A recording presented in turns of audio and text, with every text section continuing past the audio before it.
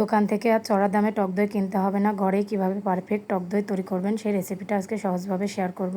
এই টক দইটা আমাদের রান্নাবান্নার কাজে লাগে, তাই দোকান থেকে বারবার কিনে না এনে ঘরেই কীভাবে তৈরি করতে পারবেন সেটা আজকে দেখাবো। আসসালামু আলাইকুম, আমি চাঁদনি, সবাইকে স্বাগতম। চলুন তাহলে রেসিপিটা শুরু করি। এখানে আমি 1.5 লিটার গরুর দুধ নিয়েছি। গরুর দুধটা খুব ঘন হতে হবে, পাতলা হলে হবে না। এবার এই 1.5 লিটার দুধকে আমি ঘন করে 1 লিটারে পরিণত করে নেব। এখানে আমি অনবরত নাড়াচাড়া করে দুধটা ঘন করে নেব। দুধটা নাড়া বন্ধ করা যাবে না, তাহলে উপর থেকে সর পড়ে যাবে, সেক্ষেত্রে দইটা ভালো হবে না। এটা অবশ্যই একটা টিপস খেয়াল করতে হবে। বারবার নাড়াচাড়া করে আমি দুধটা ঘন করে নিয়েছি। এই পর্যায়ে আমি চুলার জলটা অফ করে দিয়েছি। এবার দুধটা আমি হালকা কুসুম গরম করে নেব নাড়াচাড়া করে। এবার দুধটা এক পাশে ঠান্ডা হতে রেখে দিয়ে আমি এখানে 2 টেবিল চামচ টক দইয়ের পানি ঝরিয়ে নিয়েছি। অবশ্যই একটা ছাঁকনিতে পানিটা ঝরিয়ে নিতে হবে, নাহলে ভালো হবে না। এটাও একটা টিপস। এবার এটা একটা চামচের সঙ্গে ভালো মতো ফেটিয়ে নিলাম। এবার আমি যে পাত্রে দইটা বসাবো, এই পাত্রের গায়ে আমি টক দইটা লাগিয়ে নেব।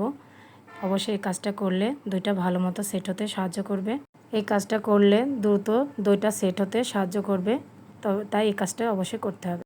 এবার যে দুধটা ঠান্ডা করতে রেখেছিলাম সেটার মধ্যে একটা আঙুল চুবিয়ে রাখলে 2 সেকেন্ডের মতো ধরে রাখা যাবে। এই পর্যায়ে আমাদের দুধটা পারফেক্ট গরম আছে। এবার এর মধ্যে আমি টক দইগুলো ঢেলে দিলাম। এবার টক দইটা দুধের সঙ্গে ভালো মতো মিশিয়ে নেওয়ার জন্য আমি এখানে একটা হুইস্কার সাহায্যে এটা মিশিয়ে নেব, যাতে একটা বাবল ক্রিয়েট হয়।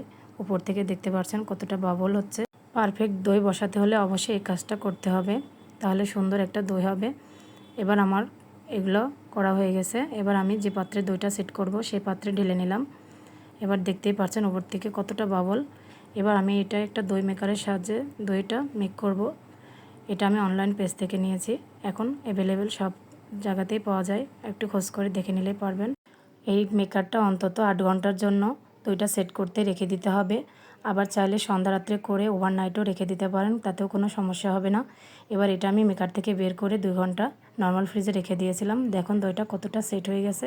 এবার আমি একটু কেটে আপনাদের দেখাচ্ছি দইটা কতটা সুন্দর ও পারফেক্ট হয়েছে, জমাট বেঁধেছে। এভাবে করে অবশ্যই বাসায় একবার হলেও ট্রাই করবেন। আর যদি ভিডিওটি ভালো লাগে অবশ্যই লাইক, কমেন্ট, শেয়ার করবেন। সবাই সুস্থ থাকবেন, ভালো থাকবেন।